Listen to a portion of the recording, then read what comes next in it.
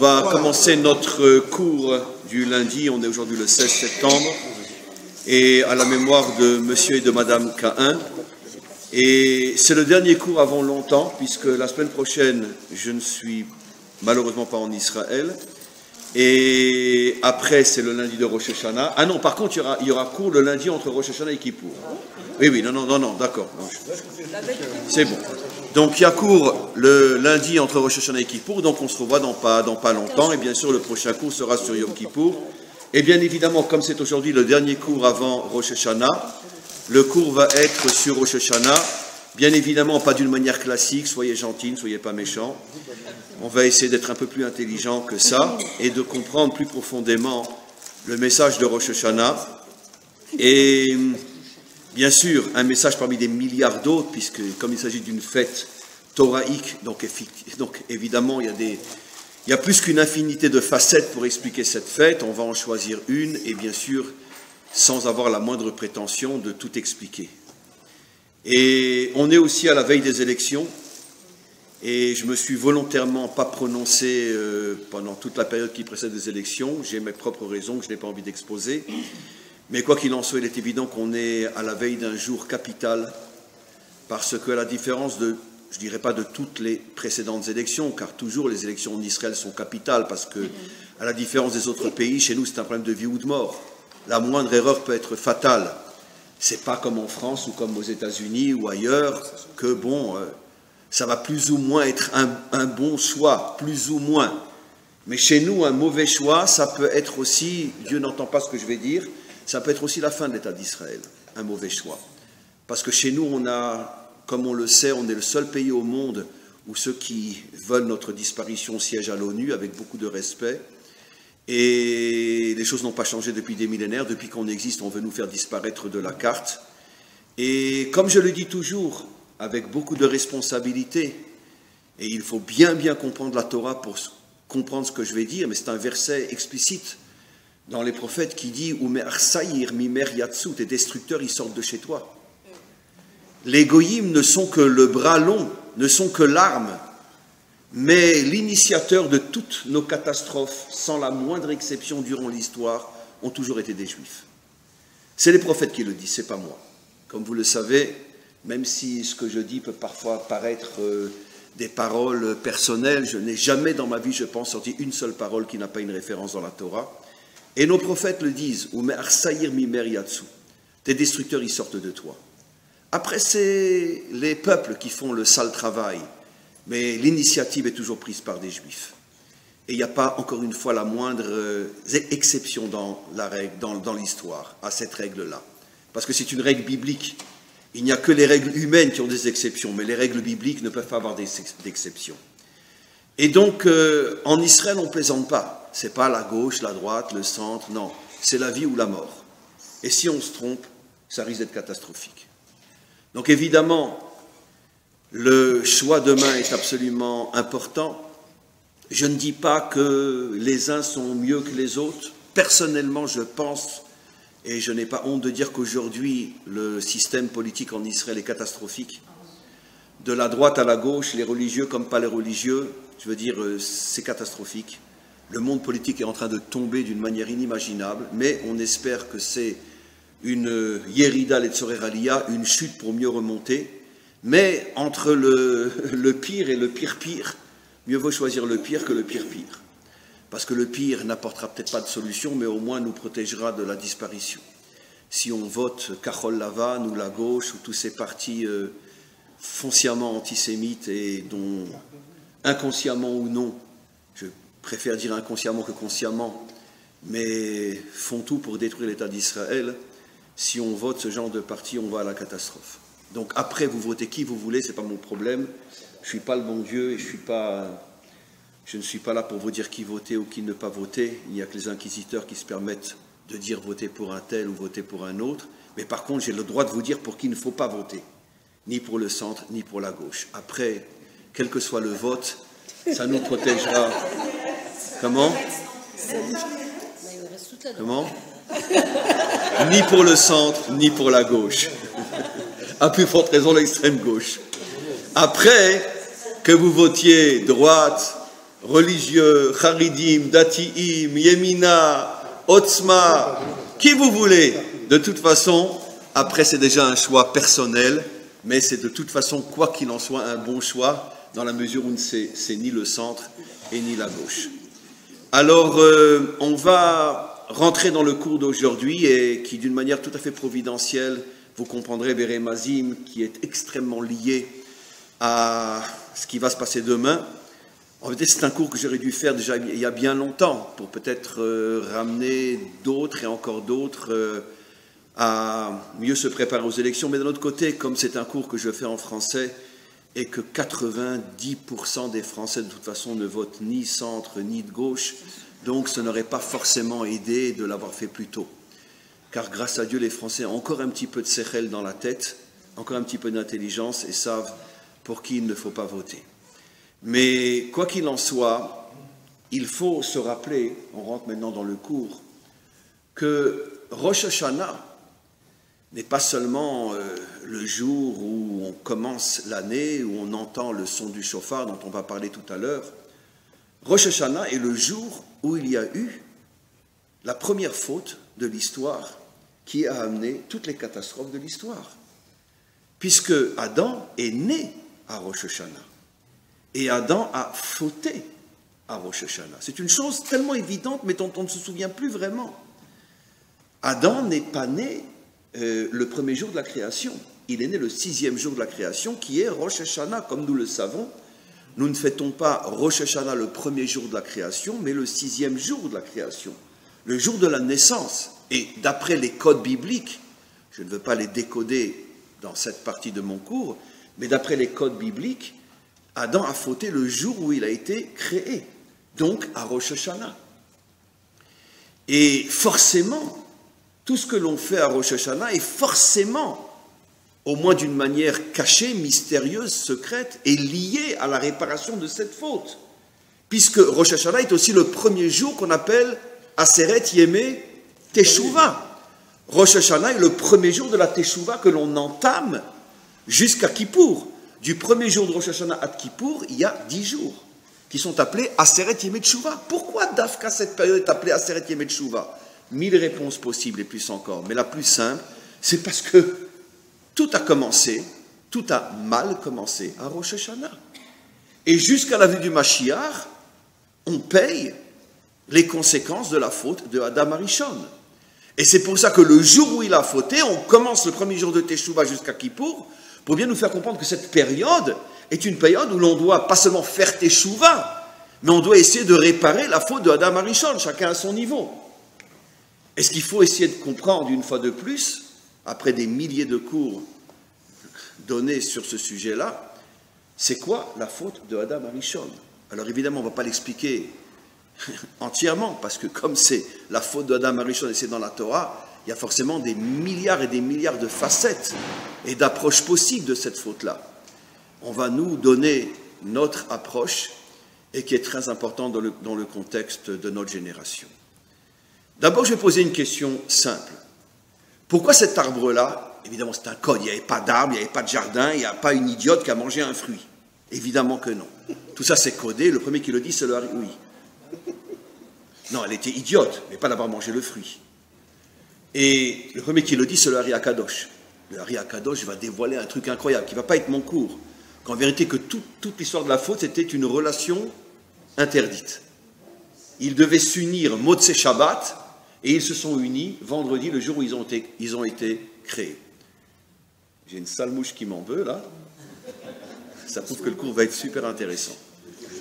Et oui, parce que pourquoi la mouche? Parce que nos maîtres nous disent que le Yetzirah, il est comparé à la mouche. Plus tu le repousses et plus il revient. Donc, il semblerait que le Yetzirah me dit, ferme-la ou je te descends. Voilà. Mais quoi qu'il en soit, le Hari Akadosh dit qu'il n'y avait pas d'arbre, il n'y avait pas de jardin, il n'y avait pas de fruits. C'est le langage pudique qu'utilise la Torah. Manger un fruit, ça veut dire s'unir à sa femme. Et en vérité, toute la faute était que il lui a dit, tu t'unis à elle Motzei Shabbat, et si tu t'unis à elle Motzei Shabbat, vous faites peut-être le Mashiach. Si tu t'unis à elle, même Shabbat, à plus forte raison vendredi, on part pour des millénaires d'histoire, avant la venue du Mashiach. Donc le Hari Akadosh est le premier à dire qu'il n'y avait pas d'arbre, il n'y avait pas de jardin, il n'y avait rien. C'est que des codes.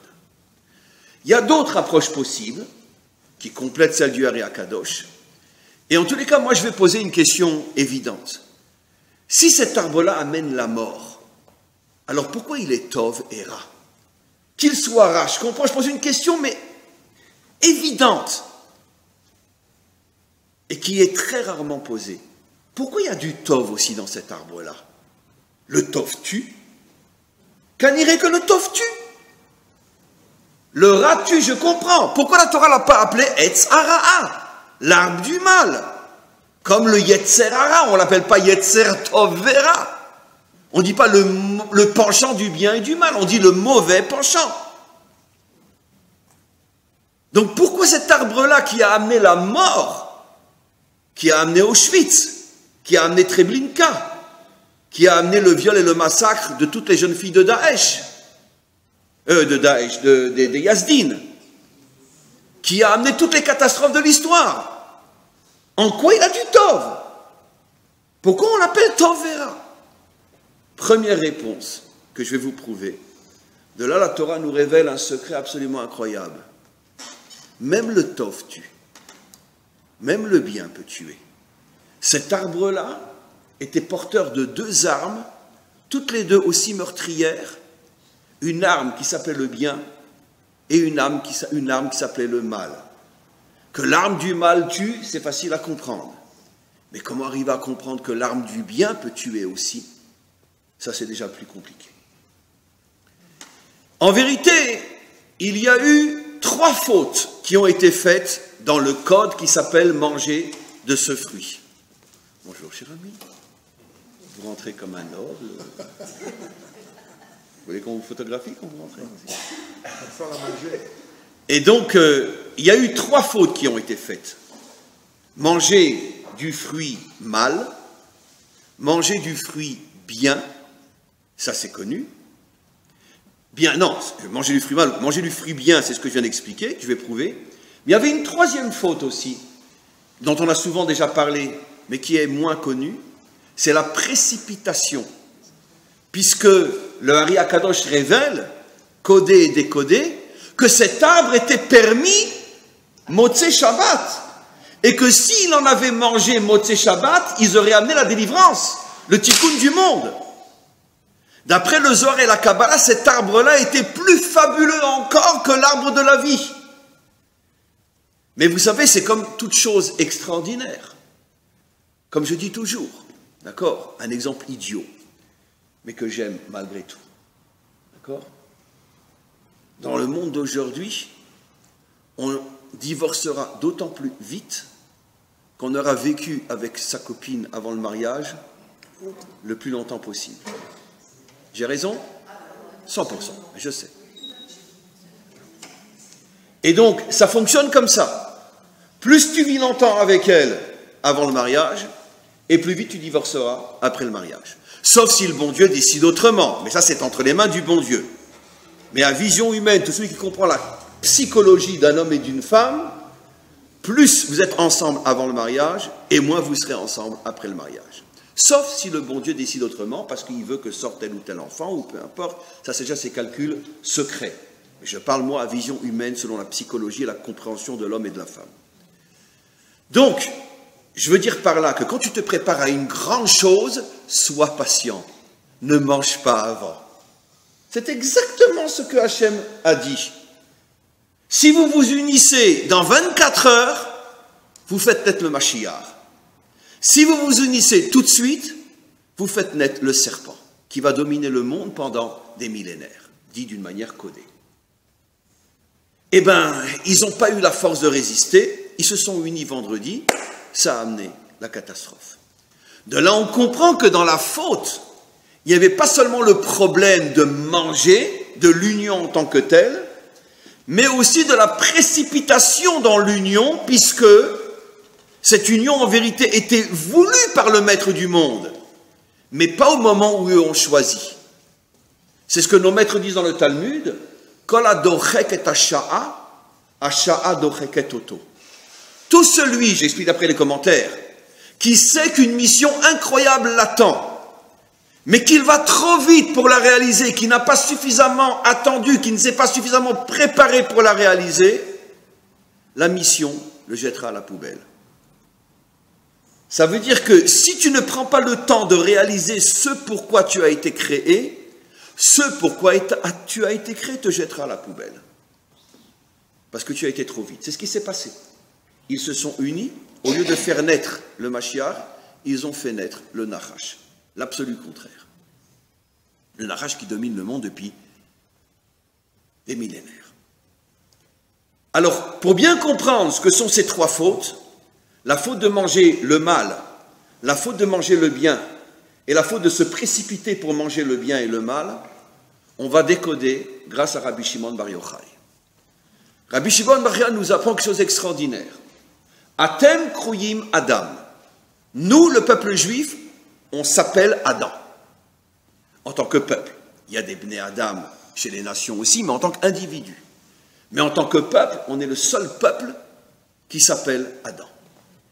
Et de là, les commentaires expliquent que ce que Rashbi veut nous faire comprendre, c'est que toutes les fautes du peuple juif, dans l'histoire d'Israël, et surtout les fautes bibliques qui sont le modèle de toutes les fautes qui vont suivre jusqu'à aujourd'hui, les grandes fautes bibliques sont l'explication de la faute extrêmement mystérieuse et incompréhensible de Adam. Parce qu'il essaie de comprendre ce qu'Adam il a fait. Incompréhension. Mais si on regarde, grâce à l'histoire d'Israël, qui est appelée lui aussi Adam, on va retrouver des fautes fondamentales, dont au moins 2 sur 3 vous connaissez, qui sont en vérité l'explication du fruit mal, du fruit bien, et on verra après la précipitation, à quoi ça correspond. Quelles sont les 2 grandes fautes bibliques qui ont amené toutes les catastrophes de l'histoire, au niveau de notre histoire? Le veau d'or et la faute des explorateurs. L'une est l'incarnation du fruit mal, et l'autre est l'incarnation du fruit bien. Pourquoi? Parce que ceux qui ont fait la faute du veau d'or, que j'ai déjà expliqué des dizaines de fois devant vous, mais avec votre permission, je reviendrai vite, surtout dans le contexte politique d'aujourd'hui, ceux qui ont fait la faute du veau d'or, c'était le Erev Rav. Ça veut dire le mal, qui s'était infiltré parmi nous. D'accord? Comme j'ai déjà expliqué, Rachid le dit clairement, le grand problème de notre histoire, et c'est un Rachid explicite par chaque Shemot, c'est que quand Pharaon a vu que Israël lui échappait, et qu'il a vu que Israël emmenait avec lui des non-juifs, il a infiltré parmi ces non-juifs des gens à lui qui avaient pour mission de détruire le peuple juif de l'intérieur. Et comme c'est un enseignement biblique, ce qui veut dire que ça nous poursuit jusqu'à aujourd'hui. Mes amis, jusqu'à aujourd'hui, nous avons des gens importants qui sont infiltrés chez nous par le Vatican ou par les nations, à qui on a créé une identité juive et qui ne sont pas juifs et qui sont là pour nous détruire de l'intérieur. Ça fait... Non, il a pris la responsabilité, c'est vrai, tu as 100% raison, Michael, d'amener avec lui le Erev Rav, qui était en soi des gens bien qu'il voulait convertir. Là où il a fait une grande erreur, c'est qu'il n'a pas supposé que dans ce Erev Rav seraient infiltrés des crapules inimaginables, comme dit Rashi clairement, et le Zohar, les 2 enfants de Bilham, qui ont pris la tête du Erev Rav. Tzipora, elle savait, elle connaissait ce côté du Erev Rav et qu'elle aurait pu aussi... Oui, il n'a peut-être pas écouté sa femme, etc. Mais quoi qu'il en soit, parmi les grands destructeurs qui ont été introduits, Pharaon est venu trouver Bilham, il a dit, mais qu'est-ce qu'on fait? Il a dit, t'inquiète pas, je rentre mes 2 fils là-dedans. D'accord. Aujourd'hui, par exemple, on a, ne citez pas son nom, parce qu'avec les moyens qu'il a, il peut me descendre, on a une super grosse crapule en Israël, en Amérique, qui est derrière tous les mouvements qui veulent détruire le peuple juif et Israël. C'est un infiltré qui était un collaborateur des nazis pendant la guerre, comme on le sait. Il n'est pas juif du tout, c'est un infiltré, et pourtant tout le monde pense qu'il est juif. Pourquoi en vérité on lui crée une identité juive? Parce que si le plan du Vatican ou ceux qui sont derrière ne marchent pas, alors ça va de toute façon tomber sur lui. Je vous dis, c'est un sale youpin, vous avez vu ce sale juif, comment qu'il est? Il n'est pas plus juif que mes chaussettes. Si, mes chaussettes sont plus juives que lui. D'accord. Et dans toute l'histoire, il y a eu des gens comme ça, qui ont œuvré à l'intérieur du peuple juif pour détruire le peuple juif. Le premier qui nous l'apprend, c'est Pharaon avec les deux fils de Bilham. Les plus grandes crapules de l'histoire juive n'étaient pas des juifs. Et les nations s'en sont servies pour dire, regardez les youpins. Ça, c'est une parenthèse. Mais quoi qu'il en soit, le Erev Rav, celui qui a fait la faute du veau d'or, c'est pas tous ces non-juifs égyptiens, c'est pas eux. Le Zohar dit clairement, c'était les deux fils de Bilham, donc des introduits, qui représentent effectivement l'arbre du mal. Et l'arbre du mal, ou le fruit du mal, c'est quoi traduit dans le langage moderne? Eh bien, c'est les grands panneaux que vous voyez partout aujourd'hui en Israël. On va créer un Israël débarrassé de tous les religieux. C'est ça les ordures qui aujourd'hui veulent tout faire pour détruire le peuple juif. Pourquoi je dis des ordures? Parce que bande d'ordures que vous êtes, dites-moi, sans la Torah d'Israël, on serait revenu sur notre terre? On serait là aujourd'hui? D'accord? Oui, on serait là aujourd'hui. Mais c'était tous des enfants, des descendants de gens qui ont tenu la Torah pendant des millénaires. Si depuis 2000 ans on avait abandonné la Torah, ça fait longtemps qu'il n'y aurait plus de juifs sur terre. Même si eux n'étaient pas religieux pour les raisons que j'ai déjà expliquées, c'était pour cacher aux yeux des nations la délivrance finale. Parce que si c'était des religieux, si Herzl avait été religieux, jamais les nations n'auraient accepté. Le Vatican aurait retourné le ciel et la terre pour nous empêcher de revenir sur notre terre. Donc Hachem a roulé le Vatican en faisant venir un Herzl pour qu'ils se disent « Ah mais finalement lui va réussir à faire ce que nous ne sommes pas arrivés à faire. Il va assimiler tous les juifs. » Donc c'est pour ça qu'ils ont accepté. Mais les religieux, ils étaient contre Israël. Mais ça fait partie du plan divin pour que les nations ne se rendent pas compte. J'ai expliqué ça. Mais ce que j'explique, moi, évidemment qu'il fallait un Herzl et un Ben Gurion et un Wiesmann, sinon on ne serait pas là aujourd'hui. Mais eux-mêmes étaient les enfants de qui? De générations de gens qui sont morts sur le bûcher pour garder la Torah. Sinon on ne serait plus là aujourd'hui. Donc quand aujourd'hui, grâce à 2000 ans de sacrifices, 2000 ans de gens qui ont préféré mourir une Torah à la main plutôt que de renier leur religion, sans eux, où on serait aujourd'hui? S'il n'y avait pas de religieux en Amérique aujourd'hui, plus de 75% des juifs américains s'assimilent. Alors où serait le judaïsme américain aujourd'hui? Où serait le judaïsme français? S'il y a encore des juifs dans le monde, c'est grâce à qui? Grâce à ceux qui ont tenu la Torah. Donc comment tu peux revenir sur ta terre et mettre un grand panneau où tu vas marquer « Créons un État sans religieux ». Ça c'est le Erev Rav. La politique du Erev Rav, c'est finalement de faire de nous un peuple comme les autres, sans Torah. Je vais aller plus loin encore, parce que j'ai encore tellement de choses à dire. J'ai déjà expliqué qu'en vérité, c'est pas aussi comme je le dis. Parce que le Erev Rav, ils sont venus trouver Aaron et ils lui ont dit « Sois avec nous ». Mais Aaron, il représente quoi, Aaron? Il représente le prêtre.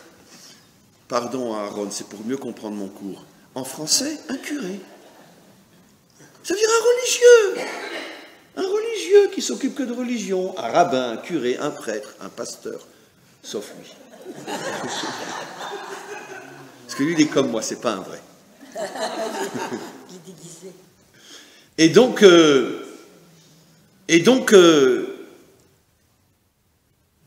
pourquoi ils sont venus trouver Aaron? On peut dire non, mais nous on veut de la religion, mais seulement où? À la synagogue. Séparation totale entre l'Église et l'État. Voilà. D'accord? Toi, tu es à la synagogue, et moi, je suis au Parlement. Moi, je suis au Parlement pour m'occuper de tous les gens bien, et toi, tu es à la synagogue pour t'occuper de tous les tarés. Voilà. Comme ça, les tarés nous foutent la paix. En vérité, comme j'ai toujours dit, la religion a été inventée par les dictateurs. Je vous le dis. Parce qu'ils se sont rendus compte qu'il y avait des tas de gens qui étaient des rêveurs, des ci, des ça. Alors on leur a créé le bon Dieu, on leur a donné un temple, foutez-nous la paix. Nous, on s'occupe de ce monde, et vous occupez du monde d'en haut. 99% des religieux, juifs, non-juifs, musulmans, chrétiens, sont des tarés mentaux. Pourquoi? Comment on va le voir? Pourquoi? Parce qu'ils vivent de fantasmes. Ils se sont trouvés un tzaddik, ils se sont trouvés un bon Dieu, ils se sont trouvés Et ils vivent de faim. Et comme ça, ils foutent le monde, ils foutent la paix aux dirigeants de ce monde. Puisqu'ils sont tellement occupés à s'occuper du bon Dieu que comme ça, les Réchaïm peuvent diriger ce monde et personne ne les dérange. Qui a inventé la religion? Ce sont les dictateurs, croyez-moi. Maintenant, la vraie Torah, il y a peut-être 10 personnes dans ce monde qui l'ont, mais comme ils sont que 10, qu'est-ce que vous voulez qu'ils fassent pour sauver le monde quand on n'est que 10? On espère que le Mashiach viendra, Bezrat Hashem. Je peux dire quelque chose? L'espoir fait vivre. Comment? Je peux dire quelque Oui. chose? Moi, je ne crois pas ça. Moi, je crois qu'on n'est pas 10 seulement. On est énorme, on est immense parce qu'on est le peuple et que le peuple, il est ici. Et que chacun, avec qui il est, avec tout ce qui trimballe, tout ce qui transporte, c'est la force qui fait que c'est pas 10, c'est plusieurs millions ici. C'est ce que vous dites, mais vous enlevez quand même la moitié du pays qui souhaite un État chiloni, sans religieux, et il faut enlever aussi tous ceux qui parmi nous ne s'occupent que de religion et qui ne sont pas du tout intéressés par faire quoi que ce soit pour faire progresser l'État d'Israël. Alors vous dites des millions, et on n'est plus tellement des millions. Des millions qui sur les 6 millions ou 7 millions de juifs qu'on est en Israël, je pense que déjà on peut enlever la moitié qui sont soit à gauche, soit sont intéressés par le ciel plus que par la terre. Alors, bon, très bien, on peut être 2 ou 3 millions. D'accord. Plus que 10 en tout cas. D'accord. Moi, je pense 10, mais ce n'est pas le sujet du cours. Mais ce n'est pas grave. On continue. Donc, le Erev Rav, il représente quoi? La politique occidentale que l'on connaît. D'accord? Un tel, c'est un russe, il est contre les religieux. Pourtant, il se bat pour la séparation totale entre la synagogue et l'État. Il n'est pas contre les religieux. La plupart de ses enfants sont religieux, sachez-le. Ouais, sa femme aussi, je crois qu'elle est shomer Torah et mitzvot. Et lui-même est très respectueux de la Torah. Mais selon l'approche du Erev Rav à la synagogue, pas à la Knesset. Ça, c'est le Erev Rav. Pourquoi la Torah l'appelle le fruit Ra? Parce que si on sépare la synagogue de l'État, si on sépare la Torah de la Malchut, on sépare l'âme du corps. Quand on sépare l'âme du corps, qu'est-ce qu'on a comme résultat? La mort. Maintenant, il y a deux manières de séparer l'âme du corps. La manière du Erev Rav, où je prends le corps et je dis à l'âme, reste à la synagogue, ou il y a la manière des explorateurs, où je sépare aussi l'âme du corps, mais à cette fois-ci à l'inverse. Je prends l'âme et je dis au corps, va te faire voir. Moi, je veux l'âme. Ça, c'est ce que la Torah appelle l'arbre du bien. Pourquoi? Les explorateurs, c'était des gens bien ou des gens pas bien? Des gens super. Attends, ils sont choisis par Moshe. C'est pas Dino. C'est pas lui. C'est pas un petit plou qui se permet constamment d'ouvrir la bouche sur tout le monde. Non, c'est des gens bien, des gens respectables, choisis par Moshe, des chefs de tribu. C'est des géants dans la Torah. Des géants dans la Torah. D'accord? Quelle va être leur faute? Mais le problème, c'est que comme ils sont trop bien, c'est ça le problème. Vous savez d'où on apprend que quand on est trop bien, on est très dangereux? C'est nos maîtres, c'est pas Dino qui le dit. Vous savez que quand l'homme a été créé, il est marqué, alors que les 5 premiers jours, il est marqué Veinetov, et c'était bien, c'était bien, c'était bien, c'était bien. Quand l'homme a été créé, c'est marqué Veinetov Meod, c'était super. Et nos maîtres, d'accord, qui sont mes maîtres, quand on apprend bien des maîtres d'Israël, alors on devient un Dino, disent une chose absolument incroyable. Ils disent Tov Meod, Ze Yetzerara, Ze Satan, Ze Malach Hamavet. Regardez dans Midrash Rabbah. Le Tov Meod, le super bien, c'est le mauvais penchant, le Satan et l'ange de la mort. Tous les commentaires se posent une question, ils disent, mais comment nos maîtres peuvent dire une chose pareille? Le super bien, c'est l'ange de la mort? Oui. Parce que quand tu es extrême dans quelque chose, même dans le bien, eh ben, tu n'arrives plus à trouver l'équilibre, tu n'arrives plus à rejoindre les deux bouts. Si tu es trop dans le ciel, tu es aussi dangereux que si tu es trop sur la terre. C'est quoi la faute des explorateurs? Vous le savez très bien. Les explorateurs, c'était des géants de la Torah. Je vais le dire d'une manière tellement simple, mais qui est tellement vraie aujourd'hui. Quand ils se sont rendus compte que pour pouvoir conquérir cette terre, il va falloir fermer les livres, On n'aura plus le temps de prier en minyan. Pourquoi nos soldats, ils prient en minyan, nos soldats? Ils n'ont pas le temps de prier en minyan. Et on ne pourra plus vraiment étudier. Et puis quand après on aura reconquis cette terre, il va falloir monter sur un tracteur. Il va falloir s'occuper de l'économie, il va falloir le construire, ce pays. Alors on étudie quand, comment, qu'est-ce qu'on fait? On kiffe tellement d'être avec le bon Dieu. Eh ben non, ils n'ont pas eu la force, ils n'ont pas eu le courage. On préfère être toute la journée en train d'étudier que être sur un tracteur. Je l'ai simplicisé à l'extrême, l'explication. Mais, comme j'ai déjà donné de nombreux cours là-dessus, vous comprenez que c'est plus profond que la bêtise que je dis, mais c'est un petit peu vrai aussi. Je vais le dire de manière un peu plus profonde. Quelqu'un qui est un grand dans la Torah, ou même quelqu'un qui est un ben Torah, qui étudie la Torah, il se sent en présence d'une telle lumière, d'une telle force, d'une telle... C'est dur pour lui de redescendre, c'est dur pour lui de redescendre. C'est pas facile d'aller à son travail, d'aller à son bureau. C'est pas facile de prendre l'autobus, de prendre la voiture. C'est pas facile, je suis tellement bien. Et surtout si j'ai les moyens de le rester. Si je suis un homme extrêmement religieux et que j'ai beaucoup d'argent, pourquoi j'irai travailler? Le problème, c'est que les explorateurs, c'était des religieux extrêmement riches. Pourquoi ils étaient riches? Parce que dans le désert, ils n'avaient pas besoin de travailler. Ils étaient milliardaires. Tout venait du ciel. Donc, quand tu es un homme extrêmement spirituel et que tu es milliardaire, qu'est-ce que tu as besoin d'aller travailler? Qu'est-ce que tu as besoin d'aller te battre? Tu étudies la Torah toute la journée. C'est ça la faute des explorateurs. C'est qu'eux, ils ont dit, nous, on veut l'âme et que le corps aille se faire voir. Et le Reb Rav a dit, nous, on veut le corps et que l'âme aille se faire voir. Il n'y a aucune différence entre quelqu'un qui est trop religieux ou quelqu'un qui est trop laïque. C'est le même problème. La conséquence, la mort. Parce que tu enlèves l'âme du corps, que tu enlèves le corps de l'âme. Voilà. Non, mes amis, on a pas mal avancé. On a expliqué que le fruit du mal, c'est la gauche, c'est sûr. Même une grande partie de la droite qui veut aussi séparer la synagogue de l'État, il y en a énormément même dans le Likoud aussi, etc.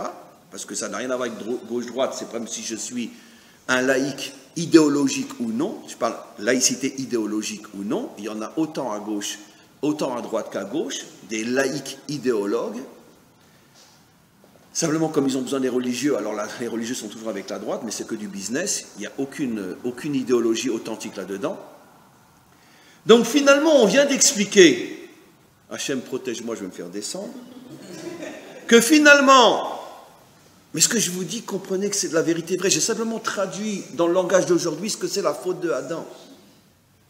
L'arbre du mal, c'est tous les laïcs qui au mieux acceptent la religion à la synagogue, et le fruit du bien, c'est tous les charidim qui, bon, si on n'a pas le choix, on ira travailler un petit peu, mais si on pouvait étudier toute la journée, on ne ferait que étudier. Voilà qui sont l'arbre du bien, le fruit du bien, qui tue autant que le fruit du mal. Finalement, les deux fautes qui nous poursuivent depuis des millénaires, c'est que la Torah ou que le business. C'est la même chose. Il n'y a aucune différence. Sauf que la Torah se présente d'une manière, on pourrait dire, mieux que le business. C'est sûr, vaut mieux être à la yeshiva toute la journée que être à Wall Street toute la journée. Mais fin des courses, résultat, ça revient au même. Dans les deux cas, tu tues ton peuple et tu tues l'histoire humaine. Le problème, c'est que il y a une troisième catégorie dans ce peuple. C'est les dati'im leumi'im. Où on les met? Les religieux nationaux. Dati leumi. Où on les met ceux-là? Parce que les sionistes religieux, on a parlé des haridim, c'est le fruit du bien, qui tue autant que le fruit du mal, qui sont les laïcs. Mais on a une troisième partie. Apparemment, eux, ils semblent au contraire vouloir faire la synthèse entre l'âme et le corps. Puisqu'ils vont à l'armée, ils travaillent dans la high-tech et partout. Ils sont dans les yeshuvim, ils ont même des kibbutz, ils ont une kippa sur la tête. Là, Dino, t'es coincé. Où tu vas les mettre? Donc, c'est d'eux que sortira le Mashiach. Et ils me prendront pour être l'âne. Parce que, forcément. Ben non, mes amis, ceux-là aussi, ils rentrent dans la 3e catégorie. Ah ouais. Je tiens à préciser que tout ce que je dis, je parle sur l'idéologie des mouvements, je ne parle pas sur les individus, bien évidemment. On a un Haridi aujourd'hui en Israël qui est un tzaddik, qui est Sodolam, qui est un géant, un vrai de vrai Rav Chaim Kanievski. Je ne parle pas des individus, je parle de l'idéologie qui malheureusement écrase l'individu, qui fait que le grand, vrai, juste, on ne le voit plus, bien évidemment. Bon, je fais bien de préciser ce que je dis parce que les gens se réjouissent tellement de falsifier mes cours qu'ils vont me faire dire ce que je n'ai pas dit. Donc je ne parle pas des vrais grands qu'il y a dans chaque milieu. Même chez les laïcs, il y a des gens extraordinaires. Qui mieux que moi le sait? J'ai des tas d'élèves qui sont laïcs, etc., qui sont des gens fabuleux, extraordinaires. J'ai des gens qui suivent mes cours en hébreu, qui votent Meretz. Oui, absolument. Là, je vous dis la vérité. Mais je les connais, on se rend compte. Ce sont des gens extraordinaires sur le plan humain, sur le plan individuel. Même si à chaque fois que je les vois, je leur dis, je ne comprends pas comment tu écoutes mes cours. Mais il me dit, parce que j'adore vos cours, mais je suis Meretz quand même. Bon, c'est comme ça. Donc, sur le plan individuel, il y a des gens bien partout, qu'à Dieu ne plaise. Je parle de l'idéologie. Donc maintenant, on va régler le compte à Yemina. Et à Otzma Yehudit. Attends, il n'y a pas de raison qu'on règle le compte aux laïcs et qu'on règle le compte aux Haridi, mais qu'on ne règle pas le compte aux Kippot Srugot. Très bien. Non, mais surtout que c'est intéressant. Voilà. Eh bien, on va aller. On a un makor dans la Torah extraordinaire, mais rares sont ceux qui le voient, qui nous parle du monde d'Ati-Léoumi tel qu'il est aujourd'hui au niveau idéologique et de la grave erreur qu'il commet. Vous vous rappelez ce que nous disent nos maîtres? D'abord, j'ai dit qu'il y avait une 3e partie dans la faute de Adam, c'est la précipitation. Où on retrouve dans l'histoire la précipitation? Qui c'est qui sait? À la sortie d'Égypte, qui est sorti avant la date? Les Bnei Ephraïm, Ephraïm, Yosef, Mashiach ben Yosef, la reconstruction de la terre d'Israël. Cette tribu est sortie quelques décennies avant, disent nos maîtres, il y a plus de 2000 ans, et ils ont rencontré les Palestiniens, et ils se sont tous fait massacrer. Et c'était à Gaza. Qu'est-ce qui s'est passé avec les Bnei Ephraïm? Ils en avaient marre du galout, ils en avaient marre de tous ces juifs galoutis qui attendent le Mashiach comme des tarés. Parce que tous les juifs en route qui attendent le Mashiach sont vraiment des tarés. D'accord? Et ils en avaient marre. Ils en avaient marre. Ils ont dit, mais arrêtez, mince! C'est à nous de lancer les choses, c'est à nous de réveiller l'histoire. Arrêtez d'attendre le Mashiach, mince! Ils sont sortis. Mais ils sont sortis tout seuls. Ils sont pas arrivés à amener avec eux le peuple. Ils ont cru que seuls, ils y arriveraient. Sans libérateur aussi, ça joue le fait.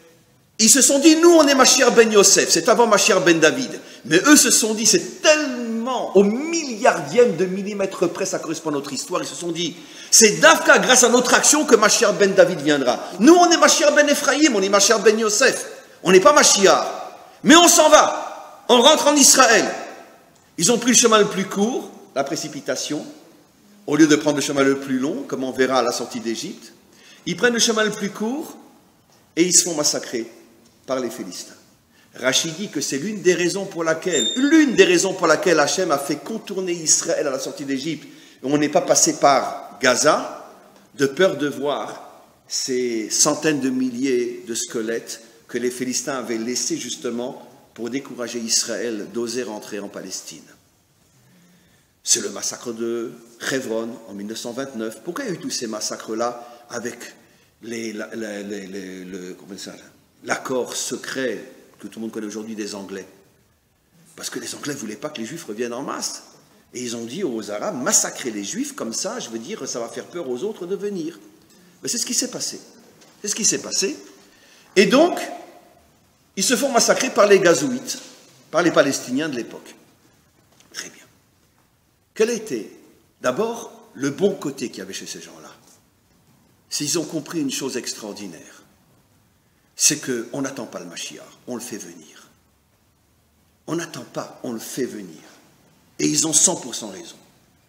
Deuxième chose juste qu'ils avaient, c'est qu'ils étaient de la tribu de Yosef, la principale, Ephraïm, et qu'ils savaient très bien que la reconstruction d'Israël sur cette terre se ferait d'abord par Mashiach ben Yosef et Mashiach ben David. La preuve, c'est que Moshe, il a choisi qui pour reconstruire la terre d'Israël?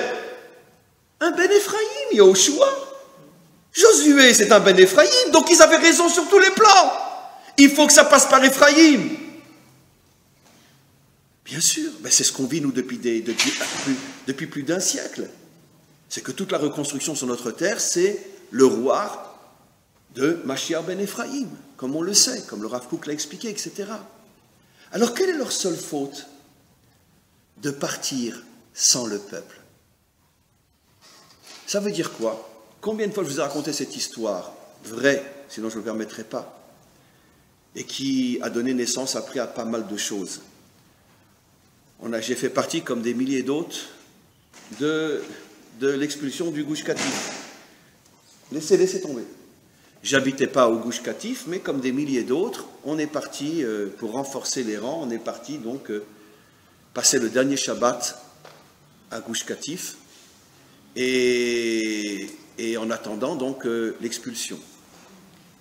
Et à ce moment-là, je ne citerai pas de nom, je ne citerai même pas l'endroit pour pas que vous puissiez savoir qui sont les rabbinim qui ont parlé. Mais on a entendu, quelques heures avant l'expulsion du Gush Katif, on a entendu des discours inimaginables. J'avoue, bon, c'est vrai, je suis très orgueilleux, mais que moi déjà, je me disais, non, il a perdu la tête ce bonhomme. Les rabbinim parlaient du Gush Katif, et des grands, des très grands, ils disaient, ne vous inquiétez pas, ça n'arrivera pas.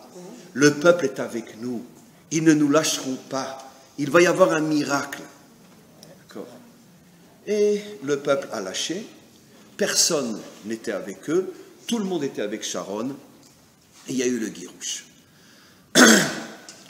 Quelques semaines après, tous les rabbinim du Gouche se sont rassemblés, presque tous. Certains étaient tellement brisés qu'ils n'ont même pas eu envie de parler. Ils ont fait une grande réunion où sont venus des centaines et des centaines de gens, et moi j'y étais. Et ils ont dit à ce moment-là la chose suivante. On demande pardon pour l'erreur inimaginable qu'on a faite. Comment on a pu dire le peuple est avec nous? Mais qu'est-ce qu'on a fait depuis des décennies pour essayer de convaincre le peuple que notre action est bonne? On sait tous que le monde d'Atiléoumi était un monde très fermé. Ils vivaient entre eux, dans les Yeshuvim, dans ci, dans ça. Est-ce qu'ils sortaient vers le peuple? Est-ce qu'ils allaient essayer d'expliquer au peuple quelle est la raison qui justifie le fait que quelques milliers de fous furieux vivent au milieu d'une population de 1 million d'Arabes? Est-ce que vous avez essayé de les convaincre? Non. Et après le Gush Katif, un grand rave du monde d'Atiléoumi a pris sur lui l'initiative, mais ça reste encore un petit noyau de rien, de créer ce qu'on appelle aujourd'hui le Garin Torani. C'est quoi le Garin Torani? C'est Chabad côté d'Atiléoumi. Ils ont envoyé dans toutes les villes d'Israël, ils ont envoyé des groupes d'élèves qui sortent des yeshivot, après l'armée, etc., il y en a pratiquement dans toutes les villes d'Israël aujourd'hui, créer des communautés au sein du peuple, aussi pour faire connaître au peuple quelle est l'idéologie du Rav Kook et des rabbanim, etc. Il y en a dans toutes les villes d'Israël. Ça, aujourd'hui, il y en a pratiquement partout, etc. Ça veut dire qu'ils ont compris que la grande erreur qu'ils avaient faite, c'est l'erreur, finalement, des Bnei Ephraïm de l'époque de Moshe. T'es convaincu que tu as raison, t'es convaincu que c'est la vérité, et moi je te dis, c'est 100% sûr que tu as raison. Mais est-ce que le peuple est derrière toi? Est-ce que tu es arrivé à convaincre le peuple que c'est logique de planter 3 caravanes au milieu de 500 000 musulmans? Alors bien sûr que c'est logique, bien sûr qu'il faut le faire, mais il faut l'expliquer, le peuple ne va pas le comprendre. Et le problème, c'est que très souvent, quand on est prisonnier de sa vérité, on ne se rend même pas compte que tu as des années-lumière d'être compris par les autres. Pas parce qu'ils sont bêtes et idiots, parce que ce n'est pas évident de comprendre. Comme je disais dans un autre cours récemment, comment qu'on peut aujourd'hui imposer une loi que les autobus ne fonctionnent pas le Shabbat? Mais est-ce que le peuple peut te comprendre? Explique au peuple. Passe 10, 15, 20 ans à aller de porte en porte partout en Israël. Explique aux Juifs l'importance du Shabbat. Si tu y arrives, à la rigueur. Mais en tant que parti religieux, tu te permets de faire passer une loi comme quoi les autobus ne fonctionnent pas le Shabbat. Mais c'est un crime. Pourquoi? Parce que les gens vont détester encore plus la Torah qu'ils ne la détestaient avant. Comment tu m'imposes à moi de ne pas prendre l'autobus? Mais moi, j'ai ma vieille mère mourante à Haïfa, j'habite à Tel Aviv. Je ne peux pas prendre la voiture parce que c'est ma femme qui sort les enfants, qu'elle va à la plage avec. Et tant mieux d'ailleurs, parce que qu'est-ce que les gosses vont faire toute une journée pendant le samedi, enfermés dans une maison? Heureusement qu'ils vont à la plage et en voiture. Et moi, je veux aller voir ma mère mourante à Haïfa, je n'ai pas d'autobus. À cause de qui? À cause de Chasse, à cause d'Egel Torah, à cause de Aguda. On ne comprend pas. Toi, tu vis ton Shabbat, tu kiffes Shabbat parce que toi, tu es un Ben Torah. Mais moi, je ne suis pas un Ben Torah, je ne kiffe pas le Shabbat.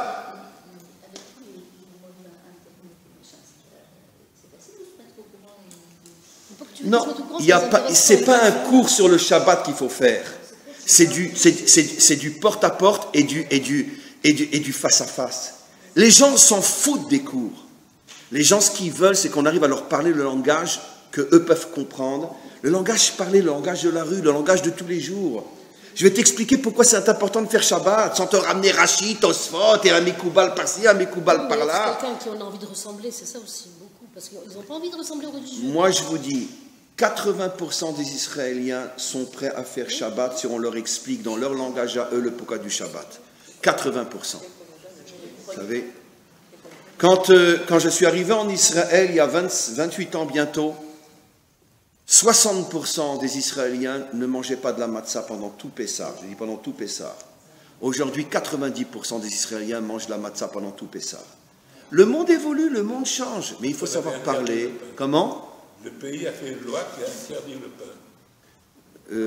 C'est vrai aussi, mais on peut malgré tout se procurer du pain partout. On peut malgré tout, c'est pas difficile de se procurer du pain. Mais vous avez raison.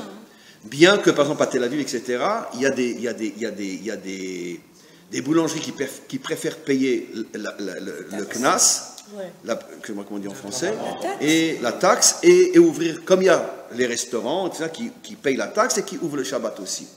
Mais quoi qu'il en soit, c'est évident que si on savait expliquer aux gens, au lieu d'utiliser la politique pour imposer aux gens la Torah, essaye de leur parler, c'est de les convaincre.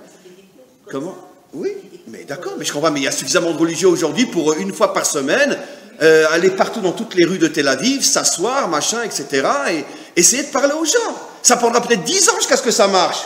Mais c'est sûr que ça marchera. Plutôt que de prendre un court-circuit, d'utiliser une loi politique pour imposer à toute une population quelque chose qu'elle n'arrive pas à vivre. Moi, je pense simplement qu'à l'école laïque en Israël, il y ait des cours qui parlent d'éducation. Oui, mais pour ça, il faut d'abord convaincre l'administration de l'école laïque que c'est important à faire. Or, personne ne le fait. On construit de nouvelles yeshivot en marbre, machin, etc. On construit à chaque fois de nouvelles synagogues, les unes plus belles que les autres. Mais pourquoi ne pas payer des dizaines de milliers de gens qu'on aura formés pendant 4-5 ans? On va les former à parler au peuple. Trouvez-moi une seule yeshiva en Israël ou une seule école qui forme des gens à parler au peuple. Personne. D'accord? Vous avez raison avec les Shlichim Chabad, mais c'est encore différent. C'est plus pour faire teshuva aux gens. À long terme, ça paye. Mais je ne parle pas de ça, moi. Je ne parle pas de faire teshuva aux gens. Je parle d'aller parler au peuple, de lui expliquer ce que c'est être juif. Et d'accepter qu'au niveau de la nation, les règles soient, pas au niveau individuel. Le convaincre au niveau de la nation, il faut que la nation ait une allure juive. Au niveau de la nation. Après, tu veux faire, je sais pas, sur le plan individuel, c'est autre chose. Moi, je parle au niveau de la nation. Bekitsour, on a encore 10 minutes, je dois revenir à mon cours. Vos questions sont importantes, mais il faut que je revienne à mon cours. La faute du monde d'Atiléoumi, c'est qu'il s'est engagé dans quelque chose de fabuleusement vrai, mais fabuleusement incompréhensible. Aujourd'hui, mes amis, que vous le vouliez ou non, jusqu'à aujourd'hui, 80% de la population israélienne ne comprend pas quel est le sens de s'installer à quelques centaines de familles au milieu d'une population de centaines de milliers de gens qui ne souhaitent qu'à nous égorger. Ils ne comprennent pas. C'est pas qu'ils sont anti, c'est pas qu'ils sont... Ils ne comprennent pas. Vous ne nous avez pas expliqué en quoi c'est important. Comment ? Mais tout, mais c'est le même problème partout. Et c'est pour ça qu'on est en danger que si le centre-gauche revient au pouvoir, on est reparti peut-être pour un nouveau Gush Katif. Parce que les gens ne comprennent pas. Mais attention, Mireille ne comprend pas ce que je dis. Moi, je pense que même tout seul au milieu de 150 millions d'Arabes, il faut vivre, parce que c'est ma terre. Ce que je dis, c'est qu'il faut l'expliquer. Et on n'explique pas. Je ne parle pas du fait en tant que tel, je parle que on n'explique pas. Et bien, ça a été justement la faute des Bnei Ephraïm. Eux ont compris qu'il y en a marre d'attendre le Mashiach, il faut faire quelque chose. Ils avaient 100% raison. Mais pourquoi vous n'avez pas parlé au peuple? Vous êtes parti tout seul. Vous êtes parti tout seul et finalement vous vous êtes fait massacrer. Dans le langage moderne, vous êtes parti tout seul au Gush Katif. Ben, vous vous êtes fait massacrer. On a détruit tout le Gush Katif. Le peuple n'était pas derrière vous. Heureusement, ce n'était pas un massacre physique, mais c'était un massacre politique. Parce que quoi qu'il en soit, tout ce que vous avez construit, vous l'avez perdu. C'est exactement l'image des Bnei Ephraïm. On ne peut pas agir seul. Et jusqu'à aujourd'hui, on a 3 problèmes dans notre peuple. On a les laïcs qui ne veulent pas de la Torah, on a les Haridim qui ne veulent pas du pays, et on a les Datim Leumim qui sont tellement convaincus qu'ils ont raison, et ils ont raison, qu'ils font tout seuls. Ils ne prennent pas le temps d'expliquer et de convaincre. Parce que tu ne peux pas demander à un juif de Ramat Gan, de Petah Tikva, qui vit son quotidien tous les jours, de comprendre pourquoi on devrait installer 3 caravanes à proximité de 100 millions de terroristes. Ils ne peuvent pas comprendre. Il faut expliquer. Et personne ne prend la peine d'expliquer. On utilise, comme toujours, le pouvoir politique. Les laïcs utilisent le politique pour dégager les religieux. Les Haridim utilisent la politique pour dégager les laïcs. Les Datim Leumim utilisent la politique pour dégager ceux qui ne sont pas comme eux. Bekitsour, personne ne fait ce qu'il faut faire. Voilà. Et c'est ça la faute de Adam Arishon. La faute de Adam Arishon, mes amis, contient toutes les fautes de l'humanité depuis que le monde existe. Parce que ce n'est pas seulement chez nous. Et quelle est en vérité la faute? C'est qu'il me reste 5 minutes, vous allez voir un truc fabuleux. La faute, c'est que finalement chacun est enfermé dans son système. Et personne n'essaye de comprendre l'autre et de s'allier à l'autre et de ramener l'autre et de trouver entre nous tous le juste milieu. Que les Datim Leumim soient un peu moins nationalistes, que les Haridim soient un peu moins Haridim et que les laïcs soient un peu moins laïcs. Et qu'on trouve le juste milieu entre nous. Ce parti politique n'existe pas, il n'existera jamais. Le seul qui l'amènera malheureusement, je vais parler comme un andouille, c'est le Mashiach. Pourquoi je ne dis pas comme un andouille? Parce que moi je ne me casse pas la tête, c'est le Mashiach qui le fera. Mais malheureusement, c'est malheureusement ce qui se passera. Maintenant, mes amis, vous allez comprendre pourquoi Rosh Hashanah, bien que je pourrais parler pendant des heures, et très rapidement parlant, le tikkun de ces 3 fautes. Parce qu'à Rosh Hashanah, on sonne du shofar. Tout.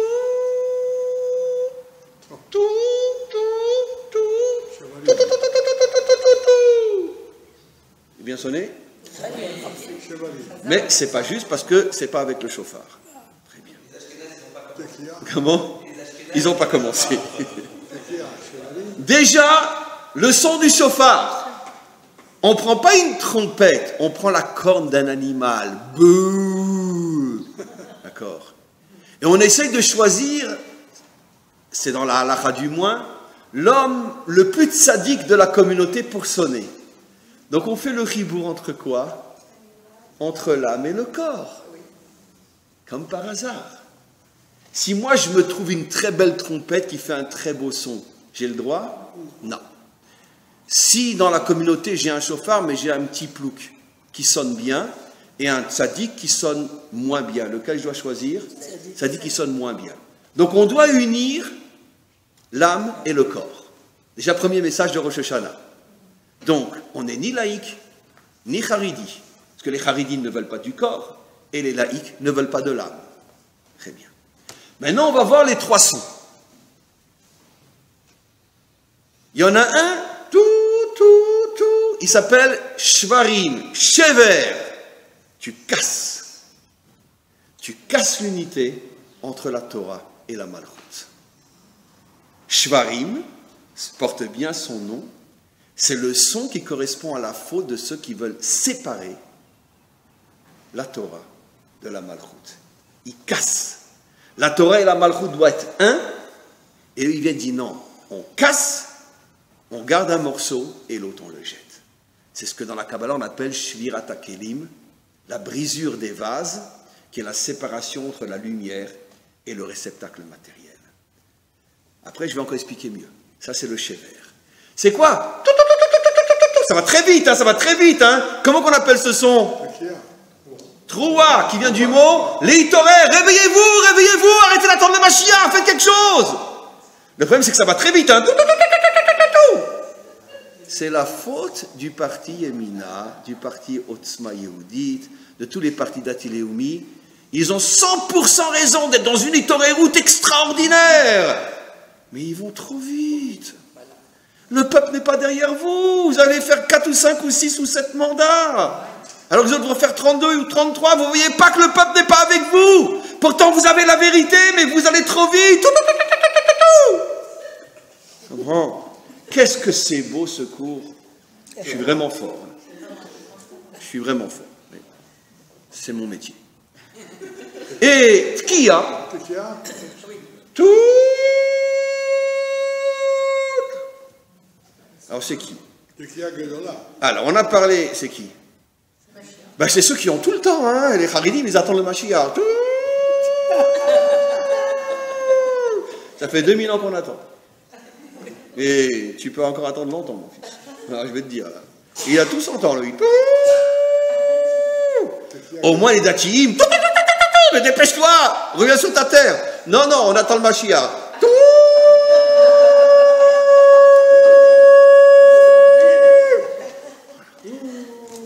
Mais mes amis, les 3 sons correspondent. La tekiya, qui veut dire aussi le mot takoua. Tu es complètement coincé, mon vieux.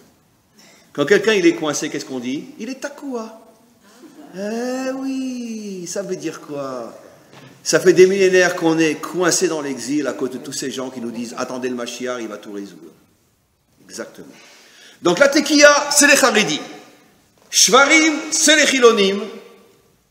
Et Troua, c'est les Datim. On a tout notre peuple. Chaque son fait allusion à une partie de notre peuple. Et alors pourquoi on les réunit à Rosh Hashanah? Alors sortez votre mouchoir. Parce qu'en vérité, ils ont tous tort quand ils sont séparés. Ils ont tous raison quand ils sont ensemble. Ah, qu'est-ce que c'est beau, Chaïm. Je suis fier de toi. Mais évidemment que les chilonim, les laïcs, ont des tas d'idées qui sont justes. Mais bien sûr, ils n'ont pas complètement tort, les laïcs. Bien sûr. Dans des tas de domaines, ils ont raison plus que ceux qui ont la Torah. Et dans tas de domaines, ils ont terriblement tort. Il faut savoir prendre d'eux ce qui est bien et refuser ce qui est mal.